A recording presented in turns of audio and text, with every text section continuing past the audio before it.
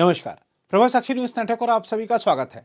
दिल्ली के मुख्यमंत्री अरविंद केजरीवाल की ओर से शराब घोटाला मामले में बार बार ईडी के समन की अवहेलना किए जाने से स्थानीय राजनीति गर्मा गई है। एक और जहां मुख्यमंत्री ने प्रेस कॉन्फ्रेंस कर बीजेपी पर आरोप लगाया है कि वह उन्हें झूठे केस में जेल में डालना चाहती है, तो वहीं बीजेपी ने पलटवार करते हुए पूछा है कि ऐसा क्या है जिसे केजरीवाल छिपा रहे हैं। इस बीच आम आदमी पार्टी की मुश्किलें तब और बढ़ गईं जब उपराज्यपाल वीके सक्सेना ने निजी प्रयोगशालाओं को लाभ पहुंचाने के लिए मोहल्ला क्लिनिक द्वारा फर्जी जांच का परामर्श दिए जाने के आरोपों की सीबीआई से जांच कराने का आदेश दे दिया। जहां तक ईडी से बचते फिर रहे मुख्यमंत्री के बयान की बात है, तो आपको बता दें कि उन्होंने कहा है कि पिछले 2 साल से बीजेपी की सारी एजेंसियों ने शराब घोटाले में कई छापेमारी की और कई गिरफ्तारी की, लेकिन अभी तक एक भी पैसे का हेरफेर नहीं मिला। उन्होंने कहा कि ऐसे फर्जी केस में कई आप नेताओं को इन्होंने जेल में रखा हुआ है। केजरीवाल ने आरोप लगाया कि अब बीजेपी मुझे गिरफ्तार करना चाहती है और फर्जी समन भेजकर ये लोग मुझे बदनाम करना चाहते हैं। उन्होंने कहा कि मुझे जो समन भेजा गया है उसके बारे में मेरे वकीलों ने बताया कि वो समन गैर कानूनी है। शराब घोटाला, पिछले 2 साल से यह शब्द आपने कई बार सुना होगा। 2 साल से बीजेपी की सारी एजेंसीज कई रेड मार चुकी हैं, कई लोगों को गिरफ्तार कर चुकी हैं, लेकिन अभी तक एक भी पैसे का हेरफेर कहीं नहीं मिला। कहीं से एक भी पैसा नहीं मिला। अगर भ्रष्टाचार वाकई हुआ है तो इतने करोड़ों रुपए गए कहां? क्या सारा पैसा हवा में गायब हो गया? सच्चाई यह है कि किसी तरह का कोई भ्रष्टाचार हुआ ही नहीं। अगर होता तो पैसा भी मिलता। ऐसे फर्जी केस में आम आदमी पार्टी के कई नेताओं को इन्होंने अभी तक जेल में रखा हुआ है। किसी के भी खिलाफ कोई सबूत नहीं है, कुछ साबित नहीं हो रहा, खुलेआम गुंडागर्दी चल रही है, किसी को भी पकड़ के जेल में डाल दो। अब बीजेपी मुझे गिरफ्तार करना चाहती है। मेरी सबसे बड़ी संपत्ति, मेरी सबसे बड़ी ताकत मेरी ईमानदारी है। झूठे आरोप लगा के, फर्जी समन भेज के ये मुझे बदनाम करना चाहते हैं, मेरी ईमानदारी पे चोट करना चाहते हैं। इन्होंने मुझे समन भेजे हैं। मेरे वकीलों ने मुझे बताया कि ये समन गैर कानूनी है। क्यों गैर कानूनी है? ये मैंने इनको विस्तार से लिख के भेजा है। मैंने बताया है कि उनके समन कैसे गैर कानूनी है, लेकिन उन्होंने मेरी एक भी बात का जवाब नहीं दिया। इसका मतलब उनके पास मेरी बातों का जवाब नहीं है। इसका मतलब वे भी मानते हैं कि उनका नोटिस गैर कानूनी है। क्या मुझे एक गैर कानूनी समन का पालन करना चाहिए? अगर कानूनी रूप से सही समन आएगा तो मैं पूरा सहयोग करूंगा।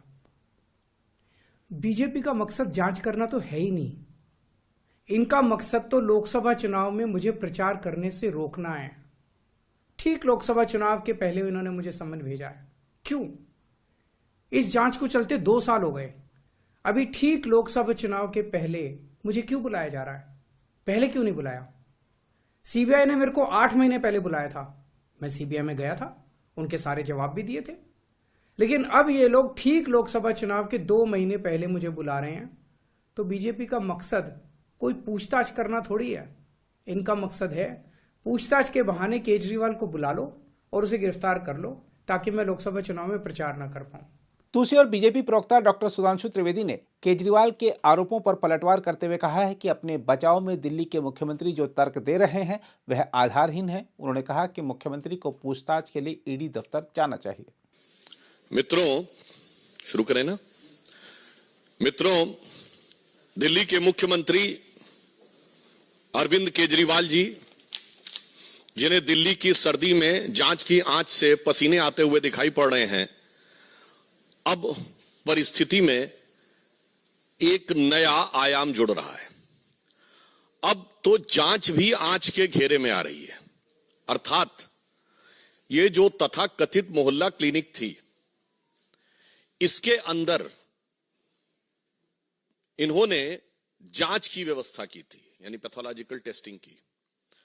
अब जो विजिलेंस की रिपोर्ट्स आई हैं और जो विभागीय फाइंडिंग्स हैं, उसके आधार के ऊपर वो जांचें भी अब पूरी तरीके से आंच के घेरे में आ गई हैं। इस प्रकार के फैक्ट्स सामने आए हैं कि जो उनकी तथाकथित मोहल्ला क्लिनिक थी, सर्वप्रथम तो हम कहना चाहेंगे कि स्वतंत्रता के अमृत काल में आने के बाद भी देश की राष्ट्रीय राजधानी में सुपर स्पेशलिटी का कोई इंस्टीट्यूट या ऐसी कोई व्यवस्था या ऐसी कोई लैब बनाने के बजाय मोहल्ला क्लिनिक तक ही सोच सीमित थी, जो 75 वर्ष पूर्व भी थी। परंतु उसमें भी क्या हुआ, मीडिया में भी ऐसी रिपोर्ट्स हैं, कई स्वयंसेवी संगठनों ने भी इस विषय के ऊपर ध्यान आकर्षित किया था और जांच में भी आया कि एक दिन में 500 पेशेंट देखे गए हैं। अधिकतम संख्या 533 है, जबकि जो औपचारिक समय है मोहल्ला क्लिनिक का वो सुबह 9 बजे से 1 बजे तक है।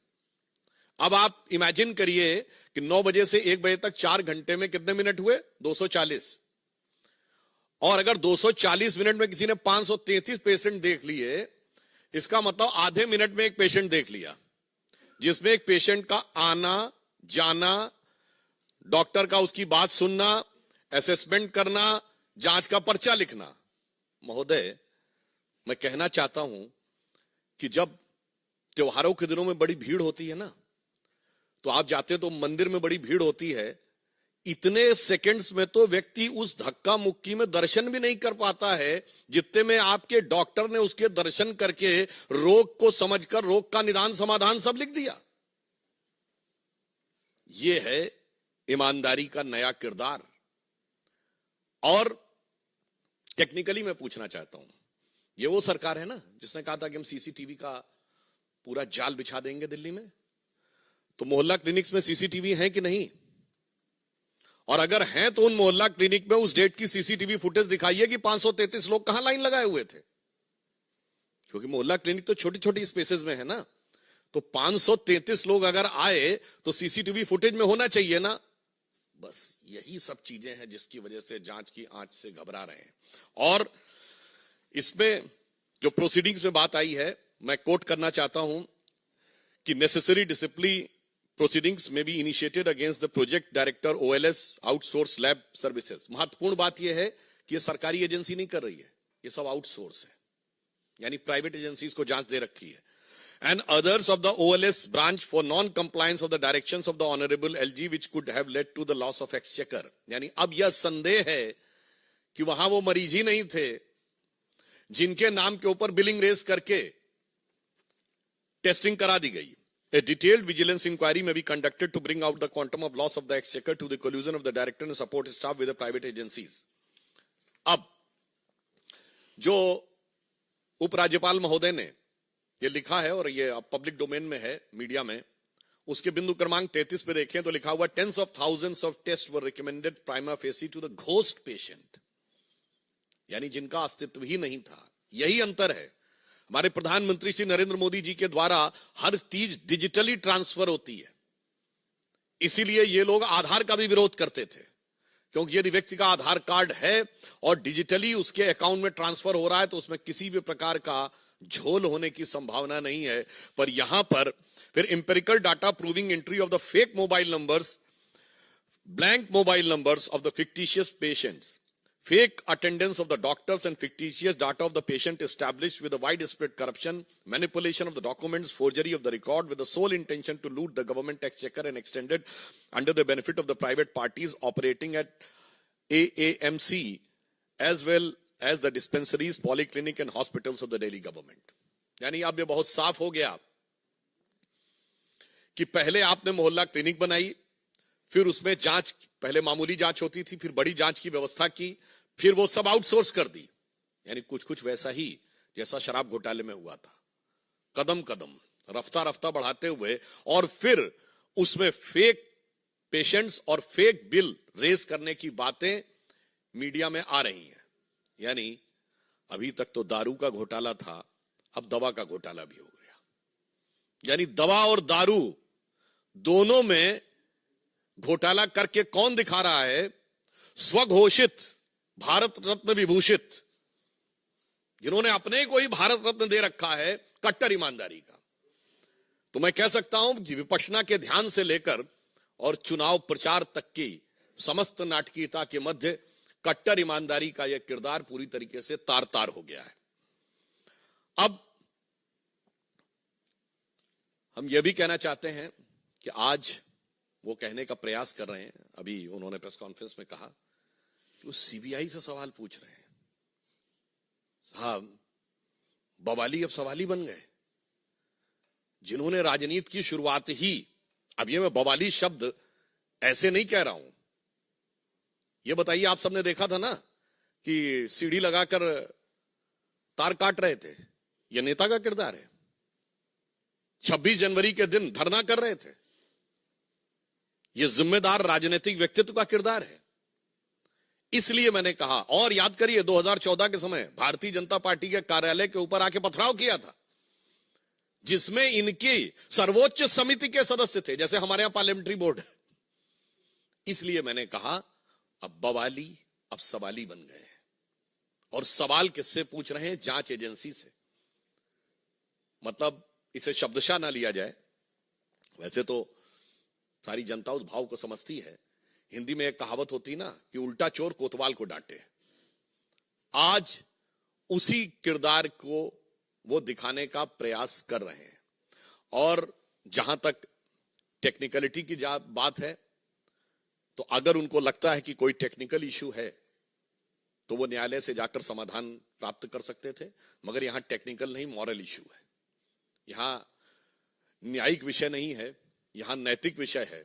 और केजरीवाल जी का वहां जाने से बचना यह स्वतः प्रमाणित करता है कि उनको यह पता है कि वो इस जांच की आंच से बच नहीं सकते, क्योंकि के अरविंदन ने बाकायदा बयान दिया हुआ है अप्रूवर बनके कि उनकी उपस्थिति में इतने प्रतिशत से इतने प्रतिशत बढ़ाकर शराब घोटाले में कमीशन की बात हुई और उसके इस प्रकार के वितरण की बात हुई।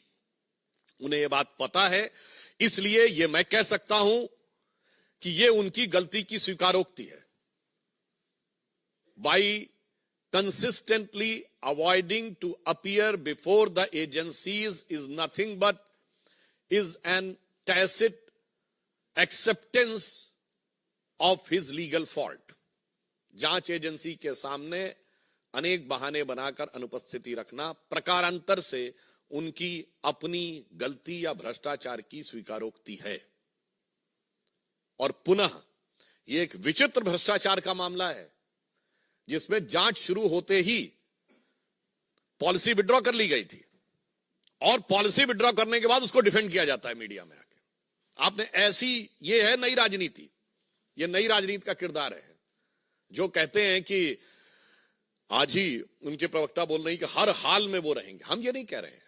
उनके ऊपर क्या कार्रवाई होगी ये जांच एजेंसी की रिपोर्ट के अनुसार न्यायालय तय करेगा, परंतु हर हाल में रहेंगे ये शब्द बोलने का अर्थ होता है कि मतलब आप कहीं पर भी रहेंगे, यानी अगर कानूनी कार्रवाई भी हो गई, यदि किसी कारणवश वो यह परिस्थिति उत्पन्न हो गई कि आपको अपने साथियों के साथ वहां पहुंचना पड़ा, तो आप वहां से भी कह रहे हैं कि आप शासन करेंगे। मतलब मुझे ऑन द लाइटर नोट याद आता है, जब ये जेल जाने का विषय आता है तो बहुत आरोप लगाए जाते हैं हमारे ऊपर। और श्री लालू प्रसाद यादव जी तो 1997 में जेल चले गए थे, तब तो भाजपा की सरकार कभी नहीं आई थी। और मोदी जी उस समय तक तो भाजपा के शायद राष्ट्रीय महासचिव ही थे, और अमित शाह जी का तो शायद बहुतों ने नाम भी नहीं सुना होगा उस जमाने में। वो आरोप लगाते हैं 2014 के बाद। पर मुझे याद आता है उस समय पत्रकारों ने पूछा था, आप लोग जाके चेक करिएगा लालू जी से, कि आप अब कैसे शासन चलाएंगे, तो कहते जलवेश चलाएंगे। तो उन्होंने पूछा मतलब क्या जेल से? उन्होंने कहा नहीं, मतलब उनके साथियों ने कहा मतलब वो कह रहे हैं जलवे से ही जैसे चल रहा था वैसे ही चलता रहेगा।